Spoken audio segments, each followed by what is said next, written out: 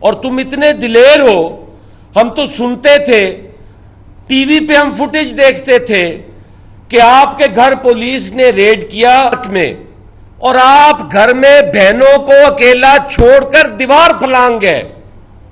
اور ایک نجی ٹی وی کے ایک اینکر نے آپ سے سوال کیا تو آپ نے کہا جب میں ایک دیوار پھلانگا تو آگے ایک اور 10 فٹ کی دیوار تھی. مجھے تو بعد میں پتا چلا کہ وہ دوسری بھی 10 فٹ کی تھی. مجھے بتایا لوگوں نے, مجھے تو پتہ ہی نہیں چلا میں کیسے بھاگ گیا.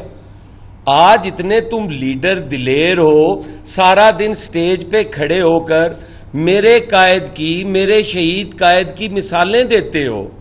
وہ شیر بنو نا, اس نے تو پھانسی لے لی.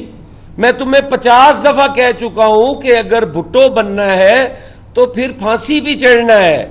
یہ ممکن نہیں کہ تم برگر کھا کر ہی کہو کہ میں بھٹو بن جاؤں گا.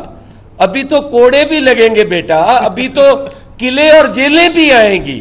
آپ اتنے دلیر بنے, پنجاب میں آئے, کوئی آپ کو گولی نہیں مارتا, میں ذمہ دار ہوں آپ کا.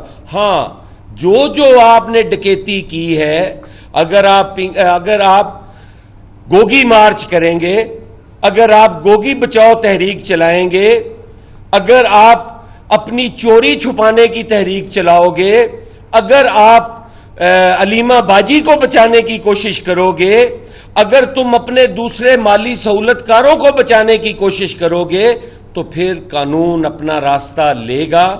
اور یہ متحدہ حکومت جو ہے یہ تمہارے سامنے دیوار بن کے کھڑی ہوگی.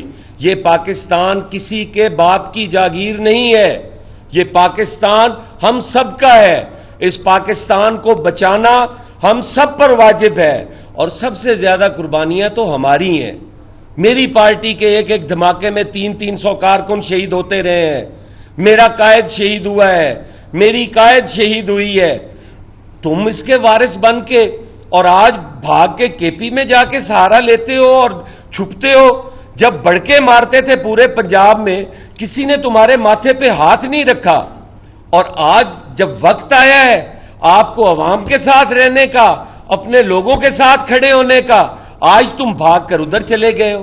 تم لوٹے بنانے والی فیکٹری تھی, تم لوگوں کے ضمیر خریدنے والے شخص ہو, تم کشمیر فروش ہو. اگر تم اس ملک میں بدامنی پھیلاؤ گے, اگر اس ملک کے اندر انتشار پھیلاؤ گے, تو پھر ریاست اپنا راستہ لے گی. جو قانون کے مطابق ہوگا وہ آپ کے ساتھ ضرور ہوگا. اور اس ملک میں امن ہماری اولین ترجیح ہے. اس ملک کی اکانومی کو سہارا دینا جو تمہاری وجہ سے برباد ہوئی ہے, جو تمہاری 4.25 سال کی حکومت کے اندر تباہی کے دہانے پر پہنچ گئی ہے, اس کو بچانے کے لیے یہ حکومت ہر اقدام کرے گی. تم نے IMF سے معاہدہ کیا کہ میں پیٹرولیم مصنوعات کی قیمتیں بڑھاؤں گا. کیوں کم کی؟ جب نو کانفیڈنس آیا تو کیوں وہ قیمتیں کم کی؟ آج اس حکومت کے سامنے ایک نیا چیلنج چھوڑ کے چلے گئے. تم اس حکومت کو بھی اس طرح چلاتے رہے جیسے مافیاز تمہیں چلاتے رہے. تم ڈٹ کے نہیں کھڑے ہو سکتے کپتان. تم ہر جگہ لیٹے ہو, تم ہر جگہ لیٹے ہو, وہ چاہے کوئی مافیا ہو یا چاہے کوئی قانون کے مطابق چلنے والی حکومت ہو. اب قانون نے اپنا راستہ لیا ہے, ہم قانون کے ساتھ کھڑے ہیں, اور انشاءاللہ تعالی اپنی پولیس کو, اپنی رینجرز کو, اپنی افواج پاکستان کو ہم ان کے پیچھے کھڑے ہیں, اور کسی بھی دہشت گرد کو اس ملک میں دہشت گردی نہیں کرنے دیں. لوگوں کو انارکی کی طرف لے کے جایا جا رہا ہے, ملک میں بد امنی, اور اس سوچ کے ساتھ کہ اگر میں نہیں تو پھر کچھ بھی نہیں. ہمیں آج یہ اقدامات اٹھانے پڑ رہے ہیں, اور میں یہ سمجھتا ہوں کہ پاکستان کی سلامتی کے لیے جن عہدوں پر, جن آئینی عہدوں پر غیر آئینی لوگ بیٹھے ہیں, ان سے یہی توقع کی جا رہی ہے کہ وہ اس ملک میں افراتفری چاہتے ہیں. اور جیسے ابھی ایک ٹیلی فون کال جو آپ ساروں کے سامنے سنائی گئی, اس میں بھی ایک آئینی عہدے پر بیٹھا ہوا، اس ملک کے سب سے بڑے آئینی عہدے پر بیٹھا ہوا شخص مبارکبادیں دے رہا ہے کہ پی ٹی وی پہ قبضہ ہو گیا ہے، توڑ پھوڑ کا عمل جاری ہے، نشریات بند کر دی گئی ہیں. اس پہ وہ اپنے وزیر اعظم کو، سابق وزیر اعظم کو مبارکبادیں پیش کر رہا ہے. اور جب یہ سارے حالات پھر ایک ایس ایس پی کو، اور وہ اسلام آباد جیسے شہر کے اندر ایک ایس ایس پی کو لاٹھی بردار لوگ تشدد کا نشانہ بنا رہے ہیں اور فاتحانہ انداز میں وہاں پہ کھڑے ہیں، ویڈیوز بن رہی ہیں جو بعد میں ریلیز کی گئی اور جن پہ بڑے فخریہ انداز میں یہ کہا گیا کہ اگر ہمارے کسی کارکن کو پکڑا گیا تو آئی جی ہم تجھے الٹا لٹکا دیں گے، فلاں عہدہ ہم تمہیں پھانسی دے دیں گے. یہ ساری چیزیں جو ہیں ریاست کے لیے میں سمجھتا ہوں کہ ایک چیلنج ہے. اگر ریٹ آف گورنمنٹ ختم ہو جائے گی تو پھر عام آدمی، شریف آدمی ان سڑکوں پر نہیں چل سکے گا.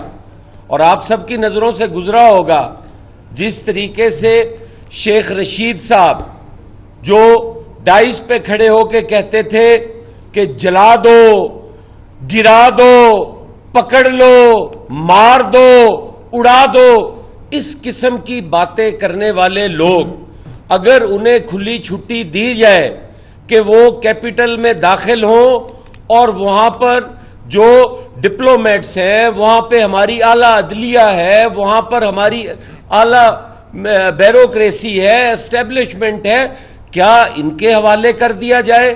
کیا ملک کو ایک جتھے کی خواہش پر، ان کی خواہش پر ان کے حوالے کر دیا جائے جو ایس پی کو بھی مار رہے ہیں، جو آئی جی کو بھی چیلنج کر رہے ہیں، جو پولیس کانسٹیبل کو بھی گولیوں سے اڑا رہے ہیں؟ ان لوگوں کے حوالے یہ ملک نہیں کیا جا سکتا. یہ بے شمار قربانیوں کا نتیجہ ہے، اور وہ سیاستدان تھے جن کی قربانیاں تھی، وہ عام آدمی تھا جس کی قربانیاں تھی، وہ محنت کش تھا جس کی قربانیاں تھی. وہ کسی اس قسم کے لوگوں کی قربانیاں نہیں تھی جنہوں نے کبھی اپنے ہاتھ سے گلاس پانی کا بھی نہ بھر کے پیا ہو. آج وہ کہتے ہیں کہ ہم مالک ہیں اس ملک کے، ہم وارث ہیں ان شہیدوں کے جن کی قربانیوں سے یہ ملک حاصل ہوا. اور آپ کے سامنے وہ دن بھی اور وہ آوازیں بھی آج تک آپ کے کانوں میں گونج رہی ہوں گی جن میں یہ صدائیں بلند ہوتی تھی سول نافرمانی کی کہ بجلی کا بل آئے تو وہ جلا دو، اگر تمہیں کوئی یوٹیلیٹی بل آتا ہے وہ ادا نہ کرو. اور اپنے جو بیرون ملک پاکستانی تھے ان کو اکسایا جاتا تھا کہ اپنا پیسہ ہنڈی کے ذریعے پاکستان بھیجو. کوئی آدمی جو ہے وہ پیسہ نہ بھیجے اس گورنمنٹ کو. اور اتنے افسوس کے ساتھ کہنا پڑتا ہے کہ جنہوں نے ایم این اے سے استعفے دے دیے ہیں وہ آج تنخواہیں بھی لے رہے ہیں، سرکاری گاڑیاں بھی استعمال کر رہے ہیں، سرکاری رہائشوں میں بھی رہ رہے ہیں، اور اتنی بے شرمی کے ساتھ باہر کھڑے ہو کر بات کرتے ہیں کہ ہم ایماندار ہیں، یہ چور ہیں، یہ ڈاکو ہیں، یہ اس ملک کو لوٹ کر کھا گئے ہیں.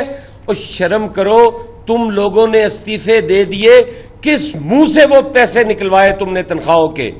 کس منہ سے آج ان گاڑیوں پر بیٹھ کے سفر کر رہے ہو جب تم اس عوام کی خدمت ہی نہیں کر رہے؟ تم سے وہ حق چھین لیا گیا ہے بذریعہ عوام، تم وہ گاڑیاں رکھ کے بیٹھے ہو. تمہارے لیے تو ڈوب مرنے کا مقام ہے.